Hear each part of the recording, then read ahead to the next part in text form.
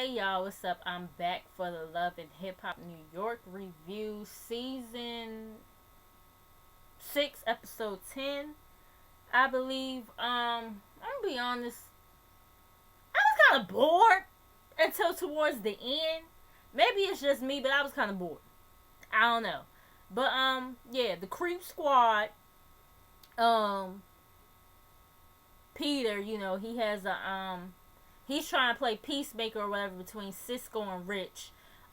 Cisco feels like Rich still has to genuinely apologize to him for the situation that happened with Diamond. Rich is like, I apologize to you. He was like, he didn't say apologize, but he said that we had conversations way after that situation or whatever. So I thought everything was good, everything was Gucci, and I agree with Rich in a sense because, like I said before, in previous episodes, that Cisco, at last year's reunion, you act like everything was cool between you and Rich. You said Rich was your brother, you was dapping him up and everything, so now all of a sudden it's an issue again. Storyline, yeah. But anyways, um, Rich pretty much says that Cisco never gave him the chance to apologize because he want to sit up here and push him and shit at the motherfucking bar like they fucking third graders and shit. Like, you stole my girl. No, you stole my girl. No, you stole my girl. Like, that's pretty much what it was like to me, y'all. Like, just a bunch of fucking third graders. You know what I'm saying? More so on Cisco's part because, like I said, Rich wasn't really, in that situation, Rich wasn't really trying to, like, go there with him or whatever. But Cisco apologizes for not giving Rich the chance to apologize for the Mariah situation, the Diamond situation or whatever. But he's sitting up here talking about some Rich need to give him a sincere apology, this, that, and the third, otherwise shit ain't gonna be the same between them. Well, I guess shit ain't the same, but ain't the same between y'all motherfuckers because I done seen pictures recently or whatever in the shade room or whatever, and it's just been Peter Guns and Rich Dollaz. Like I said, and then pictures with DJ Self as well. So like I said, your ass got replaced with DJ Self. Anyways, moving on from that, Cisco, I just feel like he's just so fucking petty. Like, anyways, moving on. We get Bianca and Yandy. Bianca's pretty much preparing for the Gwyneth Fest, and Yandy is talking about giving second chances and blah blah blah. Whatever. We don't have to get into the logistics of that again. Whatever. Moving on, we get Self and Cardi. Self, he's playing pool, and Cardi, she walks in, and she feels like Self doesn't care about her music. You know what I'm saying? And Cardi was like, I did your music video, I was deleting Lady and everything. Like, the least you could do is listen to my music, this, that, and third. And Self sitting up here saying that Cardi never asked for him to listen to her music, but didn't she bring it up that time where she found out about the first Gwyneth Fest about her music? You been knowing she been doing music, and if y'all supposed to be like that, why didn't you make an attempt to listen to it? Anyways, he was sitting up here saying that she needs to put her music on a flash drive and present it to him or whoever she wants to present it to or whatever. And he was pretty much saying that he's gonna let her know if the music is whack, then he is whack. And she's like, that's all she wants. She just wants him to listen to the music and pretty much give her a yay or nay. That's all she fucking wants from him, pretty much. You know what I'm saying? And he got the nerve to sit up here and ask Cardi to twerk for him or whatever. And like, she was like, Self sitting up here looking at my titties and shit, da da da, or whatever. Look at me, my nigga, when I'm talking to you. That's pretty much what she was saying. And I'm just like, Cardi, I thought you wanted niggas to look at your breast though. Didn't she? Didn't she say that, y'all? She said she'd rather motherfuckers to look at her titties than to look at her teeth. I'm just saying. But anyways, moving on from that, we get Dejanay and Pretty Penny Proud, aka Mo and Lexi for some of my new subscribers. Dejanay is, pretty much reevaluating working with Yandy based on what happened with Bianca or whatever. You know what I'm saying? She says that she wants to work with Penny Proud again, and she tells Penny Proud about the situation in the studio that happened with her and Bianca. And Mo, not Mo. Penny Proud, she was like, well, maybe I should be there the next time at the session. I was like, bitch, what the fuck you gonna do? What the fuck was you gonna do if you was there? Not a damn thing. But,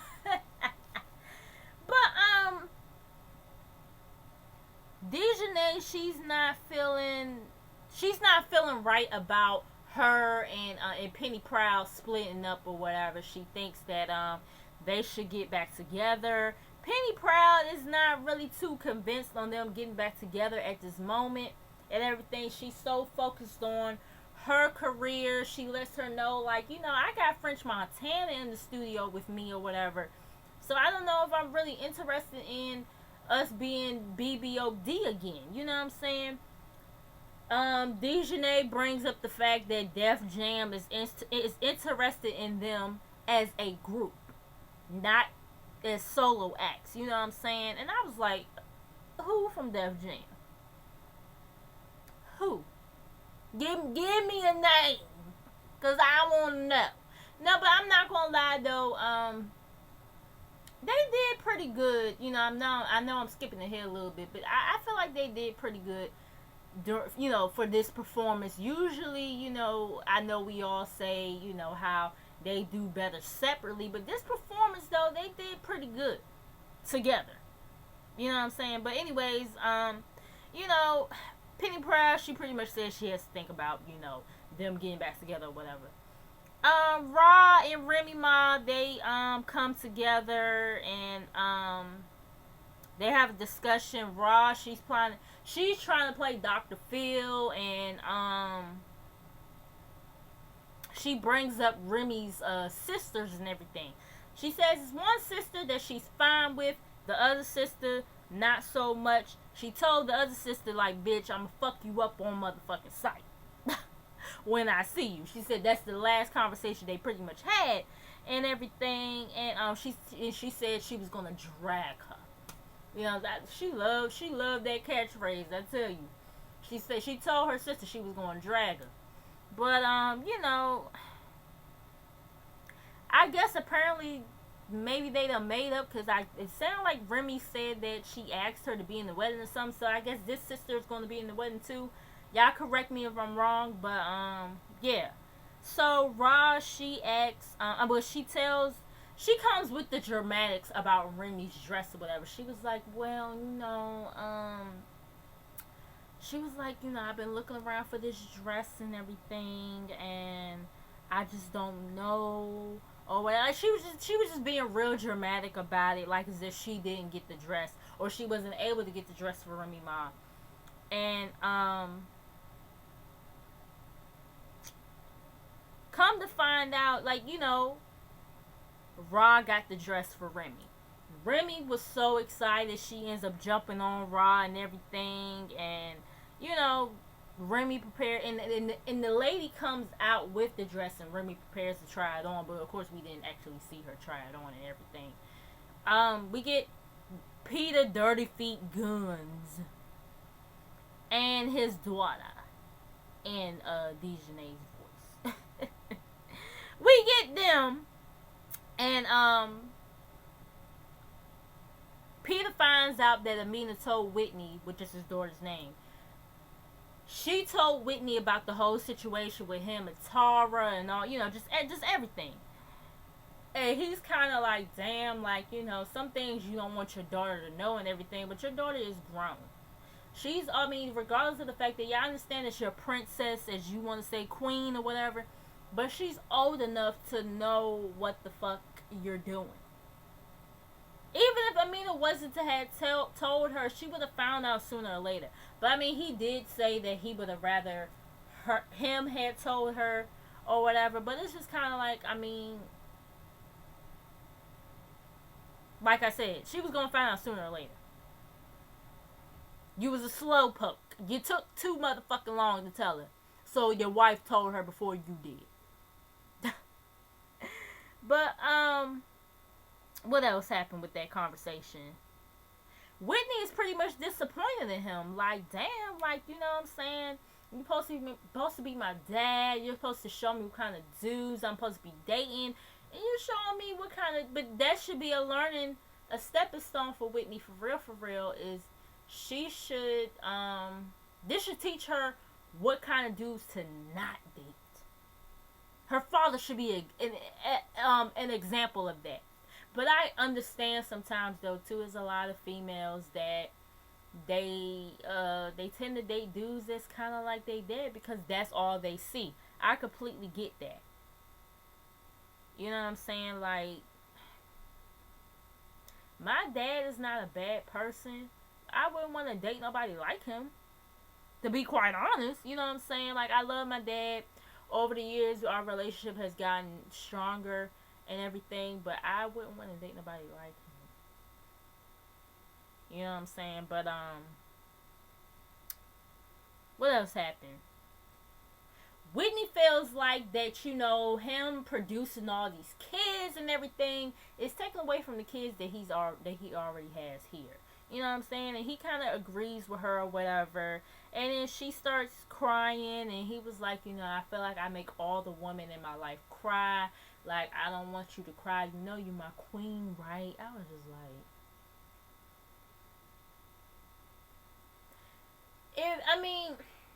I'm not going to say Peter... I know Peter loves his daughter. But at the same time, it's like, you have to set the example. You're her father. And your father is typically your first love. You know what I'm saying? And you just been showing her a whole bunch of fuckboy shit. You, Rich Dollars, Cisco, and DJ Self, whatever the fuck his name is today, y'all motherfuckers gonna be 50, 60 years old in the motherfucking club still asking where my hug at. Like, no. And I understand, you know, when guys get to a certain age and everything, they just like, they get set in their ways. They get set in their ways, and I feel like Peter, he's at that point where he's setting. It's not like as if he's in his 20s. You know what I'm saying? He's what? In his 40s, pushing 50. If he's not already 50. He's set in his ways, and he's probably not going to change at this point. I'm not saying it's impossible, but the chances are very slim. You understand what I'm saying? But Whitney admits that, you know, she can't even stay mad at her dad because that's her dad. She loves him, and she knows that he's a lovable person, and just, you know, it's just that when it comes to females, he's not the best in that department and whatever. You know what I'm saying? Whitney asks him about a vasectomy, and he at first he kind of like, oh, I don't know, but then he started kind of, I guess, thinking about it or whatever. I don't think he gonna get one, but I mean, you never know. But anyways, we get a scene with Yandy and Mendeecees. Mendeecees is talking about business with some guy. I guess that's his friend. I forget the guy's name. I didn't write the guy's name down. Yandy comes in with all the kids, you know, and they have a private conversation, and they pretty much are talking about the two kids that Mendeecees had before Yandy, didn't he have one of them while him and Yandy was on a break or broken up or something like that? Them breakup babies are something else, ain't they? Damn. Bullshit.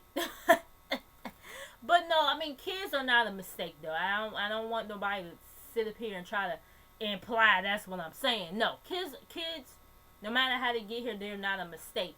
But I'm just saying, you know, these guys, they sit up here, They had these breakup babies on these women, and then when him and the that female get back together, it's, you know. But I mean, whatever. You know, she's, you know, Yandy. She pretty much says that her and Samantha, which I believe she's the mother of Little Mendices, right? They don't communicate as much, and she doesn't communicate with his other baby mama, Erica, at all. You know what I'm saying? So, I guess they just gonna try to work those situations out or whatever. I mean, I know we see on next week's episode they gonna try to have a sit down with Samantha and all. Yeah, that just looked like it's gonna be a disaster part 2. From, you know, part 1 was last season, and it seemed like this season is gonna be a part 2 disaster. But anyways, Cardi and Mariah, Cardi, she's in her studio session. She sounds pretty good, you know what I'm saying? Like I said, I like the shit that I've heard from her. I like it better than a lot of these bitches on the show. I mean, excluding Remy Ma, because Remy Ma is a seasoned artist in this game. So we know she has bars. We didn't, you know, yeah, excluding her. You know what I'm saying? But Mariah, she brings up the Gwyneth Fest. Cardi, she knew about it. Her manager said something about it, but she felt like it should have came out of Self's mouth. Self should have said something to her about it because they supposed to be like that or whatever. I mean, fuck that. I still would have did it any motherfucking way to get some kind of exposure, to get my music out there. You know what I'm saying? Fuck Self. That's how I would have been, but I mean, you know, whatever. Mariah told her, like, don't feel bad. I had to find it out. You know, I had to find out about the shit from Raw. And mind you, Mariah has a close relationship with Self as well. You know what I'm saying? So it's not like she found it out from Self's mouth either. She had to find it out from Raw.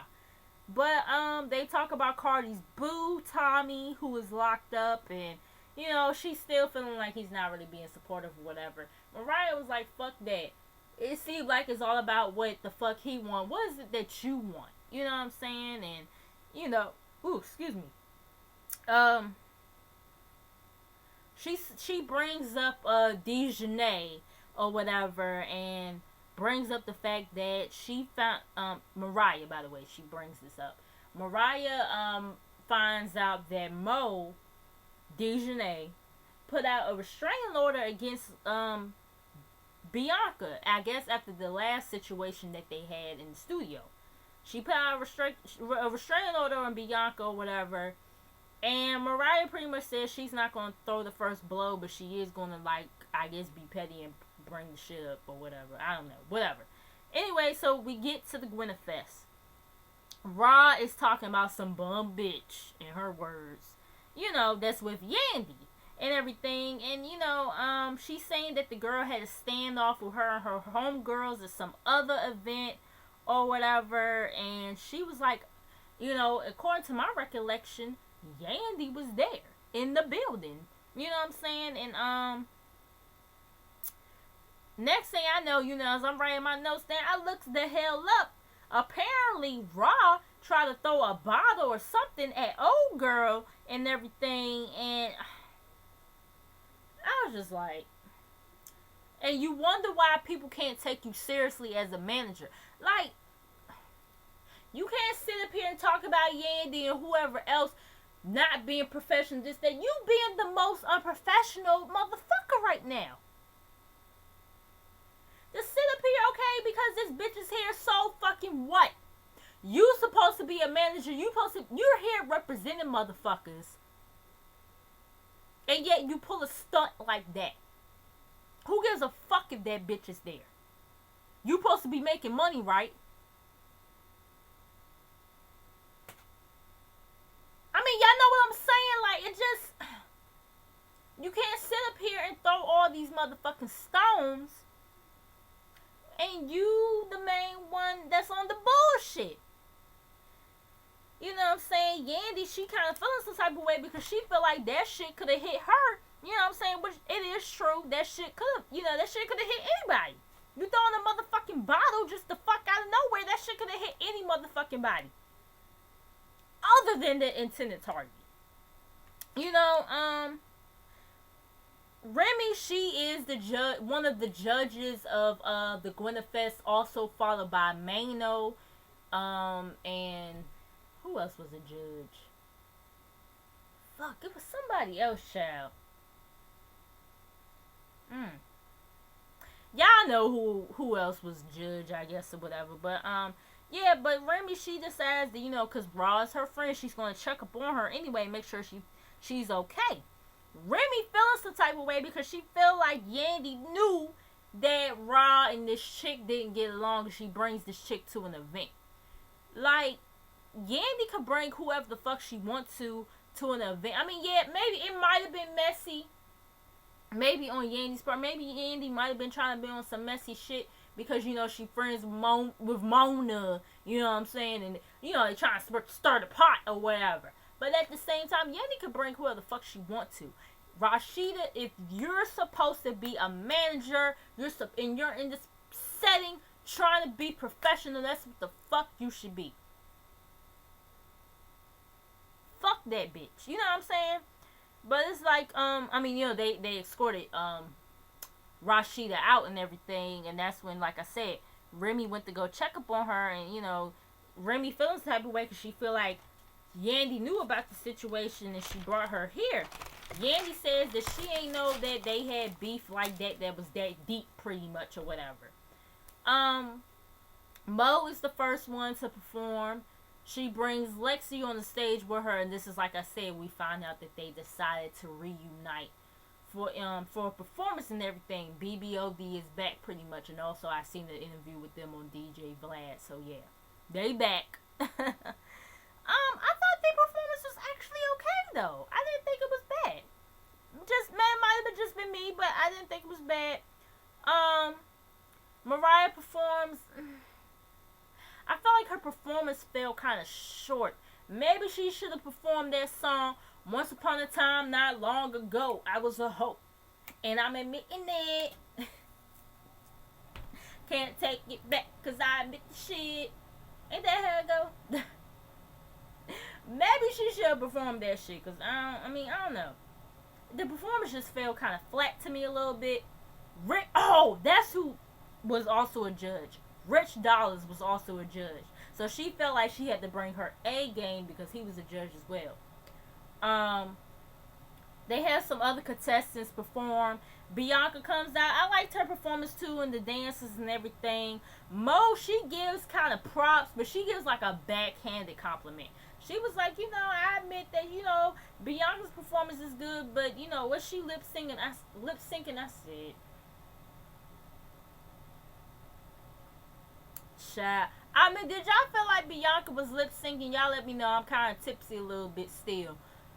So, yeah, y'all let me know if y'all feel like Bianca was kind of lip syncing a little bit. Mariah says her and, after everybody performed, Mariah says that her and Bianca, they tore the stage down and one of them deserves to perform. I said, I mean, Bianca, she did pretty good. I don't know about you. But okay, you know, so Dejanay and Penny Proud, they come backstage or whatever, like, ooh, I want to know what's going on back here. Like, y'all bitches know Mona put y'all up to that bullshit or whatever. So, Mariah pretty much shows the restraining order papers and everything that, Dejanay got against, Bianca or whatever. And my thing is, okay, is this restraining order real? Because I feel like if it was real, y'all wouldn't be this close to each other.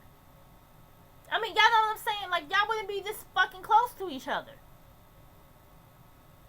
That's why I just kind of was like, Mona. Did you just type this restraining order shit in Microsoft Word or some bullshit? Like, cause I mean, I'm sorry, when you have a restraining order against somebody, you should be a certain amount of feet away from them, right? You know what I'm saying? Y'all bitches like right here to each other. You know what I'm saying? But yeah, she's showing Lexi, you know, aka Penny Proud, the papers or whatever. And Bianca already know what it is. So it looked like to me Mo threw the first punch or whatever. I'm not too sure, but yeah, that's what it looked like. It didn't really look like either one of the bitches did too much. Mo just pulled out, Pink Dejanay, she just pulled out a motherfucking track. That's about it, or whatever. Mariah, she popping off or whatever, like, let me get to this bitch or whatever. Y'all better let me get to her. This, that, and third. Bianca, she pretty much, I guess, you know, after the shit that she done went through with Yandy, she like, I mean, all this beef and shit ain't worth it. You know what I'm saying? They about to announce the winner. Ain't nobody got time for that, this, that, and third.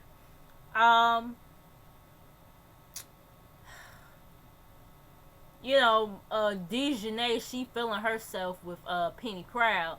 And she like, you know, let's bow or whatever, because I think we already won or whatever. Self, he's about to announce the winner, and that's when we get cut off. Of course, Mona. But anyways, I'm sorry this review is long as fuck. I know I said this episode was kind of boring, but yet this shit 26 minutes long. They ain't that better bitch. But y'all let me know how y'all feel about it. Make sure you guys like, comment, and subscribe. Make sure you guys come back. I will see you guys in the next video. Peace.